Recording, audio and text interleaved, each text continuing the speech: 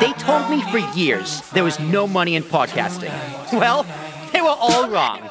You know, it's the last remnants of the carnival of the turn of the century, the sideshows. Like, not that was a positive, but it's very much engraved in Americana.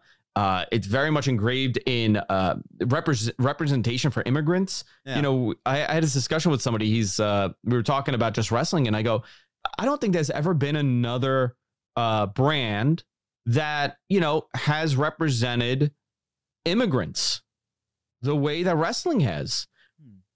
Pedro Morales, Antonio Rocca, Bruno Sammartino. I mean, even you had like, especially Northeast wrestling, right? I'm working on this new series about the Northeast like wrestling scene and from like the 60s on, and just going into it, and it represented the neighborhoods. Bruno was an Italian icon in wrestling. I mean, in New York, I tell the story all the time. My wife and I are in Little Italy. We're walking down to a nice restaurant.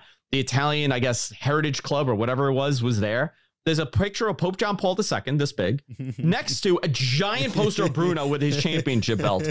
And it said the living legend. And I go, this is what it's all about. You know, like, you want, as a kid, you want to look on TV and you want to say, man, that guy represents me. Look at what we've done in the last couple of years. Kofi Kingston.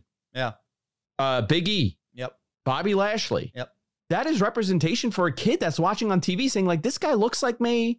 This guy I connect with, you know, like, it's fantastic. And that's what I loved about wrestling as a kid. You know, there's so many different people, and there's a hero for everybody. And I think that's the key there. Yeah, I know your hero is Hulk Hogan. My hero is John Cena. Always. Your hero is John Cena. As a kid, it was Hogan. Guy. Even though I started watching wrestling in 2007, like late 2007, like right when John Cena was getting booed out of the building just for being a babyface. Yeah. But even still, I was like, no, he's John Cena. You know, he's the Listen, best. man, He's my guy. As a 5-year-old, 6-year-old, I looked at the camera and I said, you know, this guy represents me. I'm Italian and Armenian. Yep. And who better to represent me than this blonde giant that has the skin of a hot dog? Total representation for me. I mean, you know, like, it was just larger than life more than anything else. But I think wrestling has a place in history in America. It's very tied into Americana. I don't see it going away.